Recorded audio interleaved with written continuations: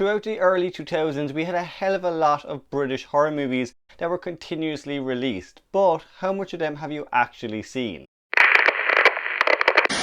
Hey there guys, and welcome back to Dino Reviews. So with this video, I wanted to talk about some really good British horror movies I've seen over the years and just give you guys some recommendations on films maybe you haven't seen. As always, remember, if you have a movie to throw into this list, if you have your own recommendation, make sure you leave it in the comments down below. First up is My Little Eye, which is a 2002 British horror movie. Now it's directed by Mark Evans and it centres around 5 adults who spend an entire 6 months isolated in a mansion while being watched online. This one of course came out during the time of the birth of reality TV, where we had Big Brother, we had The Real World.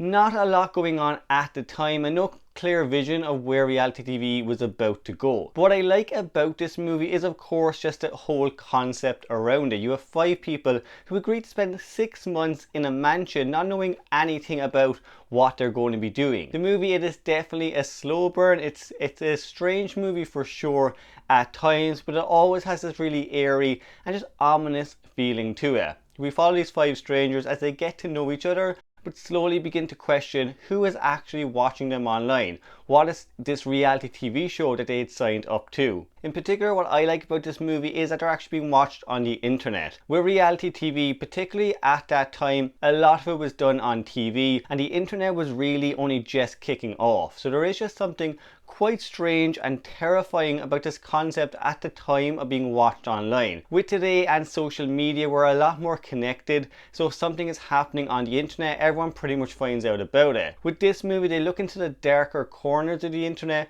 where you don't really know anything that's happening worldwide. But when things start ramping up, when they start to question who is actually watching them online, does anyone actually know that they are on a reality TV show, the whole movie takes a very sinister turn. It's an interesting look at the early days of reality TV and honestly just where we thought the genre would go. There is something quite dark and just morose about how the events of the movie unfold, but as I said, it is a slow burn. It takes its time getting there, but the last 20 minutes of the movie, when things start getting revealed and things really ramp up, it is all out chaos from beginning to end. Next up is The Hole, which is a 2001 British psychological horror film. This one actually stars Keira Knightley, Tora Birch and Desmond Harrington. The plot follows a group of English students who, after spending a weekend partying in an underground bunker, find themselves locked in. This again, it is definitely a slow burn of a movie, but it's quite chilling from beginning to end as they slowly begin to realize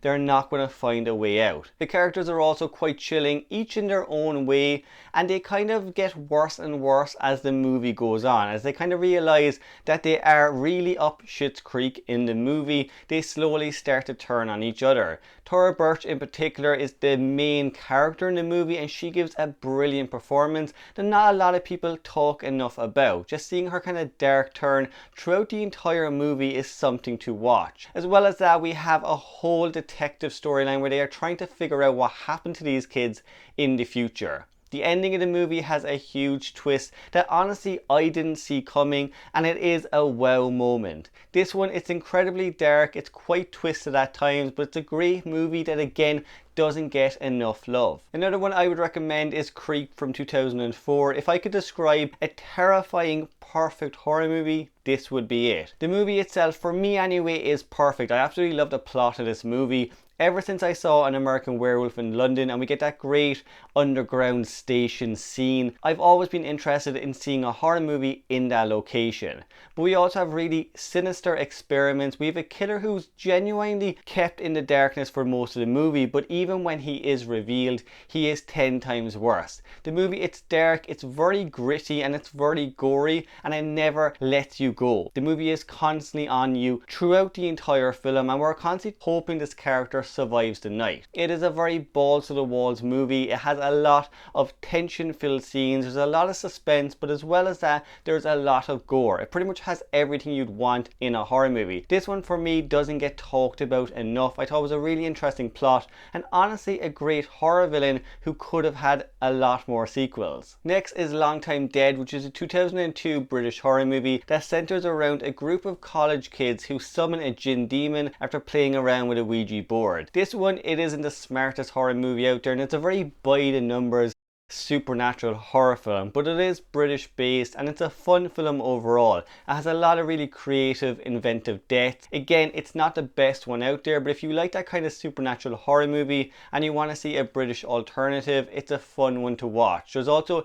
a really clever twist towards the end of the movie that I honestly didn't see coming. It's a fun movie again to watch if you like a big body count, if you like some gore and some supernatural forces. We also have a more well-known horror movie in Dog Soldiers from 2002. This one centers around a group of soldiers on a routine training mission that find themselves coming face to face with a group of werewolves. The movie is definitely an action horror, that's how I describe this one. It has a lot of action going for it, but it's also quite gnarly and quite gory. The practical effects are sensationally good throughout the entire film, particularly on the werewolves, and it's up there with An American Werewolf in London for me. I absolutely love the werewolves in this movie, how they look, their presence on screen, and just how constantly they are coming at these characters. The movie, as I said, it has a lot of action, it has soldiers in it, so there's a lot of guns, there's a lot of mayhem, but it is still a horror movie. There's a hell of a lot of blood and there's some really creative kills from the werewolves. This one, if you haven't seen it already, go check it out. If you want one of the best werewolf movies ever made, it is one I would highly recommend. I'd also recommend the movie Tormented, which came out originally in 2009. This one came out during the height of Skins and that whole fiasco we had in the UK at the time, and it's probably the closest we've ever gotten to a UK slasher film. It follows a group of teenagers who are being stalked and killed by a killer who's out for revenge. Honestly, the plot in this one, it's not the smartest at all. This also isn't the best British horror movie in the last 20 years. It's very by the numbers, it's a very simple plot. Some people might like it, but if you like a slasher film, you should love it. It has some really fun kills, some interesting characters at times, but as I said, what I enjoy about this one is just it's the closest we've gotten to a British teen slasher in quite some years. On a lighter note, we have Severance, which was released in 2007. Now this one is more of a horror comedy and it follows a group of office workers who actually go away for a team building exercise out in the woods. As you can imagine, things take a dark turn, but the movie, how I could describe it, is Shaun of the Dead meets The Office. It's a very campy, over the top movie. It is quite scary, but it's also full of great comedic moments and a lot of slapstick horror gore. The movie has Danny Dyer starring in it, who actually gives a very good performance in the film. I do think at the time when it was released, it was kind of squandered. The publicity for this movie honestly wasn't huge and a lot of people actually forgot about it. But if you've seen it before, if you haven't seen it, I do recommend going back and giving it a watch. The comedy is still top notch. The gore and the death scenes in particular are very creative and it's an interesting plot. Finally, we have Eden Lake, which is a 2008 British slasher movie. This one, honestly for me, is more of a home invasion type movie, but it also hits very close to home. I love the plot in particular with this one. It centers around a couple who get stalked and harassed in the woods by a bunch of hoodies. So they are called hoodies, and at the time the movie was actually called Hoodie Horror. It's a bunch of youths who go out of their way to terrorize the two of them and try to kill them in these really heinous and disturbing ways. If you want an effective horror movie that's chilling to the bone, this is one to check out. Now what makes this movie so effective is just how realistic it actually feels. There's something particularly in the UK with youth culture at times that if it did get out of control, something like this may actually happen. Michael Fassbender is also in this one. He gives a great performance, particularly an early performance in his career, but the whole movie itself and the entire cast